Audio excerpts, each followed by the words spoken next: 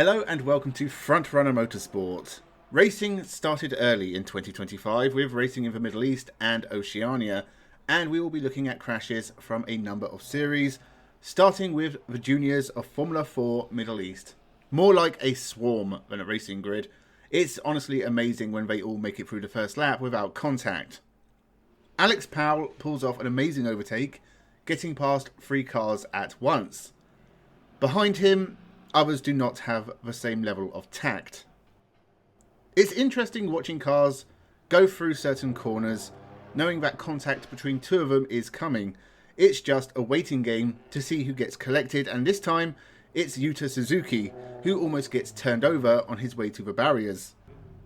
Colombian Salim Hanna looks like an excellent young prospect with a lot of potential, but he seemed to run out of luck several times in Formula 4 Middle East.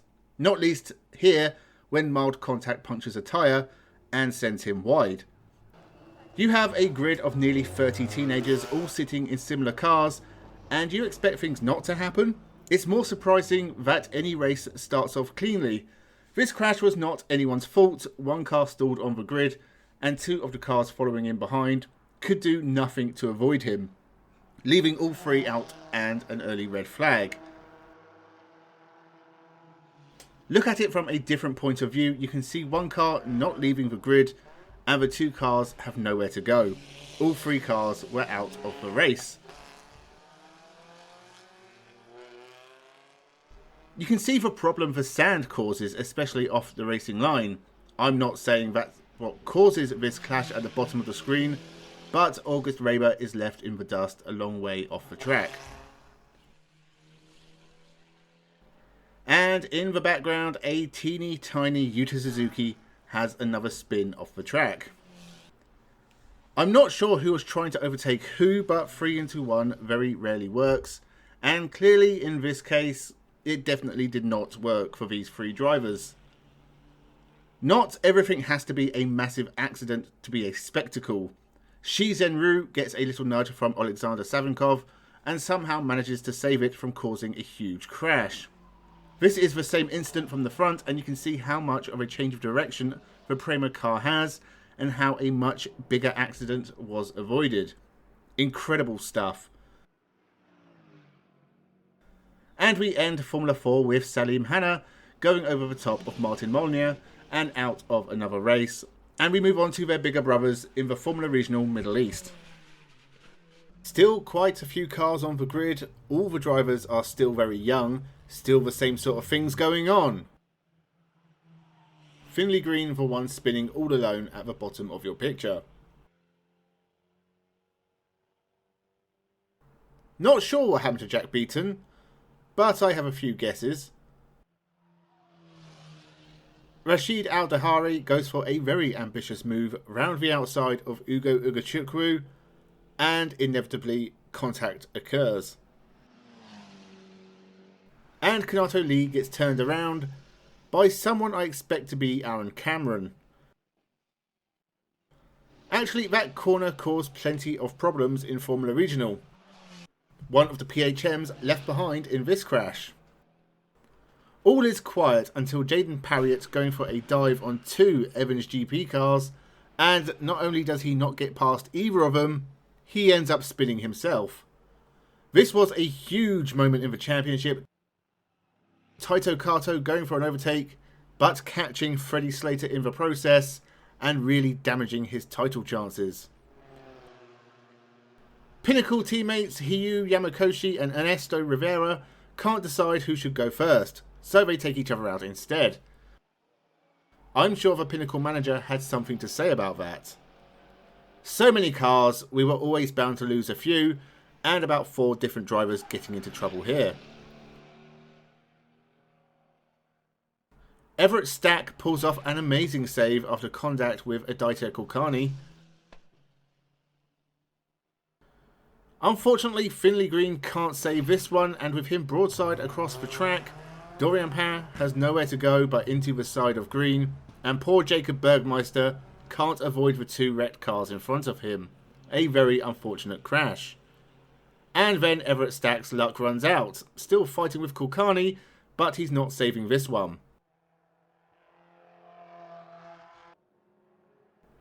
A puff of smoke and two Japanese drivers, Jin Nakamura and Hiyu Yamakoshi, take each other out of the race, whilst a car failure does Matteo De Carlo in.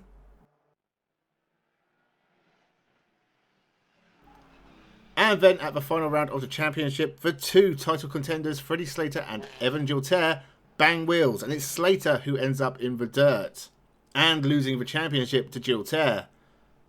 Jesse Carrasquedo wasn't in title contention, maybe he should take up rallying. And we end our time in the Middle East, for now, with Jack Beaton getting turned around by Ernesto Rivera, and we move on to the Formula Regional Oceania, our last single-seater category for this Car Wars video. This is James Lawley taking a wild ride onto the grass, and this will not be the last time we see the Canadian in action today. Alex Crosby goes wide at the back of the field, and Jet Bowling can't avoid hitting him and spinning him around. We'll call that one a split. And that looks like Alex Crosby and James Lawley again. Barrett Wolf also involved. Now this was a very scary moment indeed. Michael Shin battling with Supercars champion Will Brown when the pair get just a little too close together.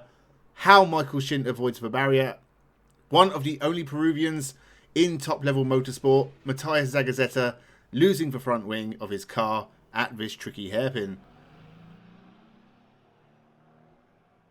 Another moment for Will Brown, no help from anyone. Getting used to single-seaters is clearly not very easy, and Will Brown did a very good job, even winning the New Zealand Grand Prix at the first attempt.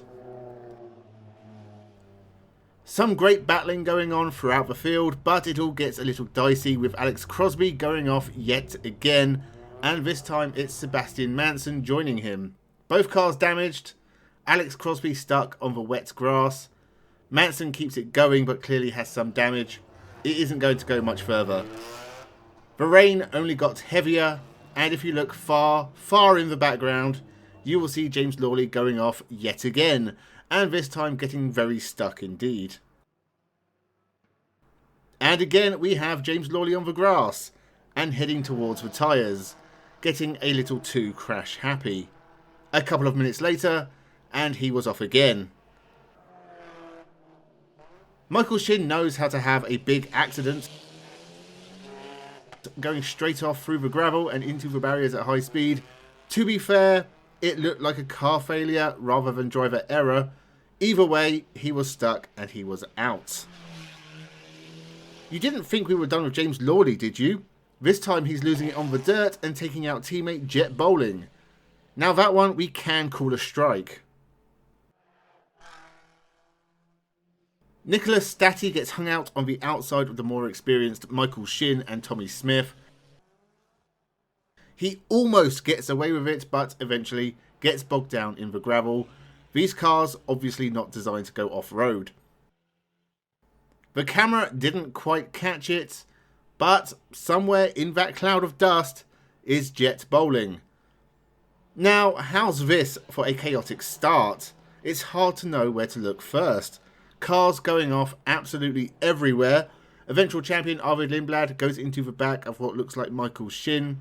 In the confusion, Patrick Hotzenroder gets turned around. Will Brown is on the grass. Several other cars follow him. In total, it looked like 7 cars involved. And yet, none of them were James Lawley. And here we have Jet Bowling getting taken out by his teammates again. This time, it's Nicholas Stati taking him out.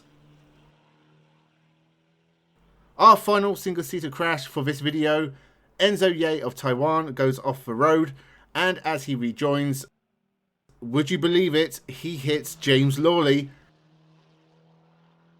But now we move on to some endurance racing.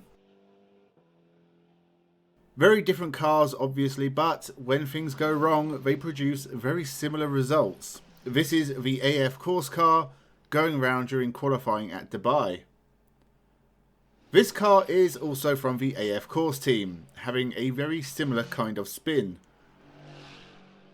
And the 99 Herberth Porsche losing it all on its own going into the final corner. A very pretty pirouette indeed. Todd Coleman in the Dragon Racing Ferrari also spun on his own. Unfortunately, he also collected the barrier and did a bit more damage. This feels like it was very unnecessary. Both of these Ferraris clearly having a bit of a falling out. Neither one wants to give way, but these are very expensive pieces of equipment to be acting like children in. I'm sure they got into a lot of trouble after the race. Is there anything more embarrassing than crashing as you enter the pits? Only this Inter-Europol car can answer that question. Traffic adds an extra dimension of difficulty to endurance races. The pure racing car tries to pass a couple of GT backmarkers, but gets caught by the Get Speed Mercedes. Mind you, that very same pure racing car wasn't having that much success on its own terms, losing it here whilst chasing another LMP2 car. I can't describe what was going on here. The Ferrari tries to move past the Porsche, neither driver wanted to make room for the other, contact happens, and the Ferrari gets turned around. Both cars delayed. The 46 Porsche had a massive crash, missed by the camera, but caught from the inside of one of his competitors. Not a great day for the ultimate LMP3 car, making big contact with the high-class racing car and spinning on the straight, but we're not done there. As he tries to recover, bang! Nothing the Winwood Mercedes could do, a big hit, big damage. The number 20 Algarve Pro Racing car gets spun around at the starts, but it's not the biggest incident of this opening lap. That unwanted award goes to the Prime Speed Sport Lamborghini, getting some pretty hardcore modifications it didn't deserve. On the restart with cold tyres, the second place number 50 spins on his own. Giacomo Petrobelli loops his Aston Martin round all on his own, no one even in the same postcode as him. And we will leave the Asian Le Mans series with the car guy Ferrari bursting into flames and move on to our final category, the Bathurst 12-hour race. The Mount Panorama circuit is one of the most difficult in the world, with little spins like this one, to hitting the wall really hard, breaking your suspension and going a long way off into the gravel. There is a huge variety of ways to have an accident at Bathurst. Chaz Mostert just kissing the wall with his Ferrari and somehow getting away with it. On board an Aston Martin doing the exact same thing in the exact same place. Quite a wallop, I think you'll agree. But if you don't want to do it on your own, there's usually someone to help. Will Brown, who we saw a few times earlier, taking out Maxi Goetz in the Mercedes. The blue McLaren getting into trouble again, this time getting helped off by an Audi. On board with Liam Talbot, we get a great view of Kenny Habel spinning Ian James in a fellow Mercedes. Pretty cut and dry, that one. And it's the blue McLaren again, this time having the mother of all accidents, something that tends to happen at Bathurst quite a lot. And I should point out that everyone in these crashes was perfectly okay, no more than bruises and badly dented pride. The McLaren drops it all on its own, the Audi being unfortunately gets squashed against the wall. The McLaren continues to bounce against the wall and roll down the hill. What's left finally comes to a stop, but a very nasty accident indeed.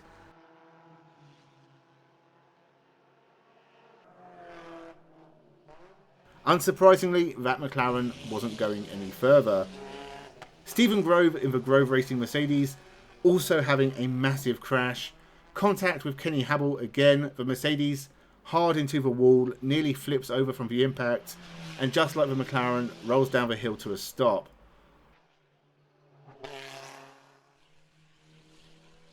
If that Mercedes isn't ready for the scrapyard, it will be a miracle, and some very hard work with the Grove Racing mechanics. In slow motion, this looks like the lightest of touches, but the pieces flying off of each car suggests otherwise. I'm sure at least one of those bits might have been important. This Mercedes clearly just gave up mid-corner and decided enough was enough. The Bathurst 12 hours sure is tough. Daniel Serra getting turned around, trying to lap one of the McLaren backmarkers. An Audi locking its brakes and sliding off screen. This is not the time to stop and start building sandcastles. Ignore the first 4 cars. It's Maxime Martin sliding into view that we need to worry about. That is a perfect camera placement. And as this golden Porsche takes to the dirt, so ends this episode of Car Wars. Thank you very much for watching. Make sure you subscribe and leave your thoughts in the comments below. And have a good one.